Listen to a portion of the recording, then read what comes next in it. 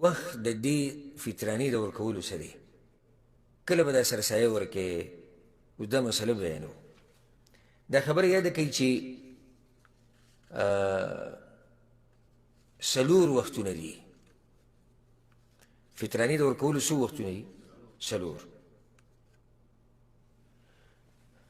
اولنی وخت دی یا اولنی درجه دا ده چې د اختر نه ورځ دوه مخکې ورکړي، دا جایز دي، خو د دې نه زیات نشي مخکې کولی.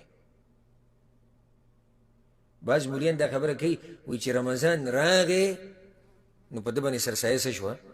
لازم شوه، بس د رمضان د اولنۍ ورځې نه ته سرسایه ورکولی شي. دا بې دلیله خبره ده، بلکې سرسایه خو پته لازم کېږي د دې رمضان د میاشتې اخرنۍ چې کومه ورځ ده چې د هغې نور ډوب شو، د شوال میاشت ولیدی شوه، په ده باندې سرسایه څه شوه؟ هغه لازم شوه. که څوک یې د اختر نه را مخکې کوي نو ګنجایش څومره دی؟ ورځ دوه. ورځ دوه یې مخکې کولی شي، دې نه زیاته نشي مخکې کولی. ګوره، او په هغې دلیل دی، لکه حدیث د عبدالله بن عمر رضی الله عنهما د امام بخاري راوړی دی، او په هغې کې داسې دي چې وکانو یعطون قبل الفطر بیوم او یومین. او هغوی به یعنی په هغه ټیم کې به خلکو د پیغمبر صلی الله علیه وسلم په زمانه کې، د سلفو په زمانه کې خلکو به یوه ورځ مخکې یا دوه ورځې مخکې به کوم بازو ورکاو. امام مالک دا روایت راوړی چې ان ابن عمر كان يبعث بزكاة الفطر إلى الذي تجمع عنده قبل الفطر بيومين أو ثلاثة. د چا سره چې به دا فطراني را جمع کېدي که نه، عبدالله بن عمر به هغه د دې اختر نه ورځ دوه درې دا به یې مخکې ولېږله. نو دا اولنۍ مرحله شوه، اولنی وخت کم یو دی؟ د اختر نه ورځ دوه مخکې. درې پورې هم څه خبره نه ده، خو د دې نه مخکې نشي ورکولی. خو دلته یو بلې مسلې ته ستاسو ذهن بوتله غواړم، او دا ډېره فایدهمنه مسله ده. وکیل له وختي ورکولی شي، پوه شو په دې؟ لکه اوس یو سړی دی، ته ورته وایي چې زما دا سرسایه به ورکړي، دا پیسې والا په دې باندې به وریجې والي یا غنم یا وربشي یا وسکي چې څه ورته وایي، هغه به پرې والي او ور به یې کوي، او په اول رمضان دې ولې پیسې ورکړي، دا جایز دي. ځکه چې هسې وباسي خو نه فطرانه، تا صرف وکیل له پیسې ورکړي چې په دې به بیا چې کله وخت د فطراني ورکولو شو نو په دې باندې به بیا فطرانه والي ور به یې کوي غریبانو له. نو وکیل له وختي ورکول څه دي؟ جایز دي. دویم وخت هغې ته وقت الوجوب وایي، چې په یو مسلمان باندې واجب شي ورکول د دغه وخت نه. او هغه کوم وخت دی؟ اخرنۍ ورځ د رمضان د میاشتې چې کله نور ډوب شو، د دې سره دا سرسایه څه شوه؟ واجب شو. د دې نه دا وخت د وجوب دی. ورځ دوه درې مخکې ورکول څه دي؟ او جایز دي. دلته اوس واجب شو. نو دا مسله یاده کوي، یو سړی دی واده وکړو، یا یې ځان له یو غلام او مري واغستو، یا یې بچی پیدا شو، یا یې اسلام قبول کو د نور د ډوبېدو نه مخکې، او بیا پې نور ډوب شو، په ده باندې فطرانه لازم شو. واده وکړو، دغه ښځې فطرانه به ورکوي، ماشوم پیدا شو دغه ماشوم فطرانه به ورکوي، د غلام مري هغه به ورکوي، په خپله مسلمان شو، په ده باندې فطرانه لازم شو. ښه، د نور د ډوبېدو نه بعد دا هر څه وشو، بیا پې څه نشته.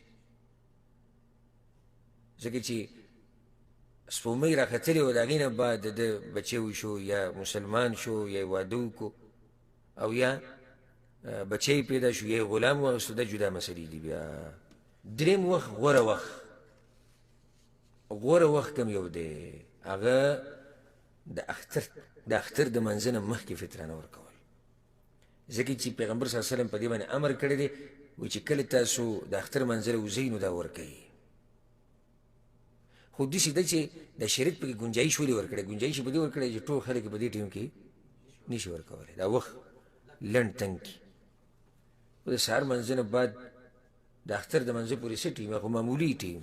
نو په داسې ټیم کې که ټول مسلمانان راولګي چې موږ فطرانه خپله ورکوو بیا په غریبانانو پسې ګرځي او بیا به هغوی تقسیموي نو ډېره به ګرانه شي خو غوره وخت یې دا دی اسانه طریقه یې څه ده لکه بیا هم ګرانه نه ده اسانه څه ده فطرانه ته ځان سره تیاره ایښودې ده که هر قسمه ته خوراک یې ایښودی دی چې کوم دغه علاقې خوراک دی قوت البلد ورته ویله کي هلته ځان سره ایښودی دی او فقیر او غریب دی هم ټارګېټ دی بیا هم اسانه ته اختر منزل وځي دي چې په هغه طرف ورتېر شه ورېږه ګرانه بیا هم نه ده که څوک یې کوي وایي چې نه زه لازم دغه مستحب وخت کې ورکوم او د ښکلې خبره دقه یې غوره وخت دی د ټولو نه نو بیا یې داسې وکړي چې فطرانه یې د ځان سره کیدي تیاره او غریب دی په خپل ذهن کې ساتي پلانې دی پلانې دی پلانې دی و چې کله د اختر منزل ځي یا د سهار منزل نه راووتې ورشه په دغه کسانو باندې وګرځه د هغوی په کورونو باندې او هغوی له هغه فطرانه سرسایه هغه ورکړه بیا هم اسانه ده ګرانه نه ده ولله الحمد څلورم وخت هغه دی چې هغه بیا ناروا دی او هغه قصدن عمدن لیټ کول د اختر د مانځه نه دا نه دي روا ځکه حدیث کې راځي چې من اداها قبل الصلاة فهي زکاة مقبوله ومن اداها بعد الصلاة فهي صدقة من صدقات امام ابو داود دا روایت راوړه لږ ساعت مخکې ما وویم چې چا د مانځه نه مخکې ورکړه نو دا څه دی دا مقبوله صدقه شوه دا فطرانه ده دا سرسایه ده او چې چا د اختر د مانځه نه بعد ورکړه نو عامه صدقه ده خو د هغه چا دپاره چې عذري نه وي معذوره سړي نه که پاتې شي او بیا د مانځه نه بعد ورکړي نو امید دی چې الله به یې قبوله کړي که څه عذر ورته راپېښ شوی لکه عذر یې داسې واله یو سړی دی فطرانه یې راغستې د ګاډي کې یې ایښودلې چې وړم یې پلاني غریب له او رش کې ونښت هغه اختر هغه مونځ پې هم لاړه او هر څه پوره او دې سره دې ټیم کې معذور دی دې دې ورسوي هغه کس له الله به یې قبوله کړي